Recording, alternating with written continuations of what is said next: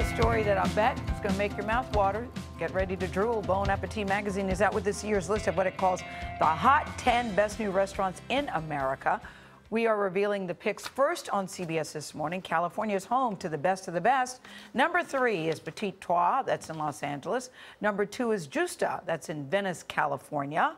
And the winner, drum rolls please, is Al's Place, that's in San Francisco. Bon Appetit editor-in-chief is Adam Rapoport, who's here, along with his deputy editor, Andrew Knowlton. Andrew, I think you got the best job because you get to travel around the country and eat. I'm trying to figure out why you don't have a weight problem. A lot of half marathons and cycling. That's my secret. And it's paying off for you. But Al's Place, the title surprised me because it sounds like a diner. It sounds like a diner. There's no owls. There's no. Everyone goes in looking for an owl. It's Aaron London is the chef there.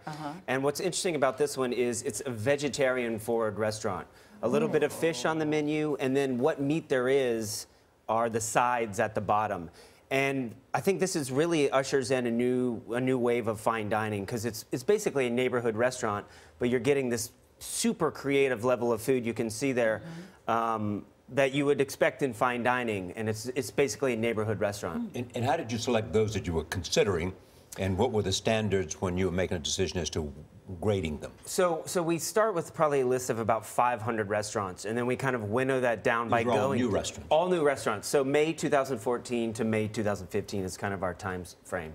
And then we go and we visit. I spend about 4 months out of the year, hardcore, just eating around America, and then kind of winnow that list down to the top 50. And what were you looking for?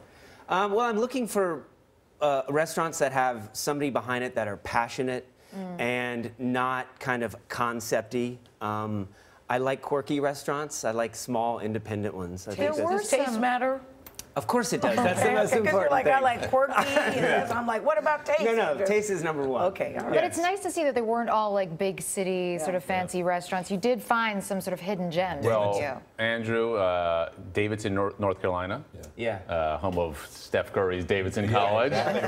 2 chefs came back town, they moved back home to open a restaurant called Kindred, and it's really become this community gathering place in this small town of about 11,000 people. And you're getting chefs who have now done a lot of that. They've gone off to San Francisco or Chicago or New York, worked with the best chefs in the world, and then come home to their smaller towns and open restaurants at a great level. And I think that's what's so interesting now. You're seeing this sort of leveling of the playing field, that there's as many interesting restaurants in these secondary or tertiary markets as there is in New York, San Francisco, and LA. Here's what else surprised me. You chose one New York restaurant in Brooklyn. Good for them. There were no new restaurants in Manhattan. Charlie is not happy about that. King of Gotham is very disappointed by this. Let's not feel too bad for Manhattan because it's still one of the most exciting places to dine.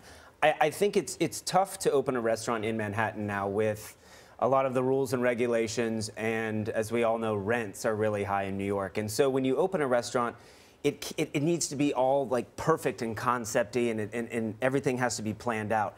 And you don't kind of get these very personal one chef going out and doing their own thing. Yeah. I mean, you're Manhattan, you could be paying $60,000 a month for rent.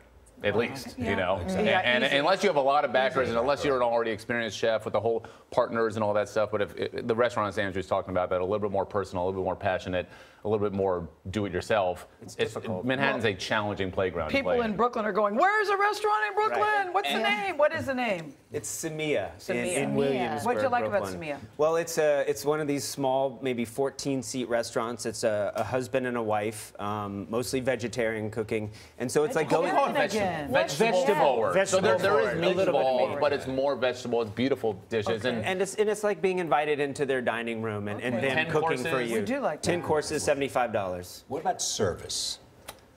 That's the #1 complaint that people have because it's something that everybody can relate to. I mean, I think service today is better than it's ever been in the United States, and I think it's not the fine dining service with the white gloves, but it's very casual. People know so much about food, and they expect their servers to know that, and I think it's... And also just be friendly. Danny Meyer owns Shake Shack and all these restaurants taught us, like, you can be friendly and professional at the same time. Why not? California, though, guys, is a big story. 4 of the top 10 are in California, 2 from San Francisco. Well, Why California? I think, California's always had a wealth of riches when it comes to ingredients. But I don't think they always did a lot with them. The big joke is they would just put a plum on a plate and call it a day, right?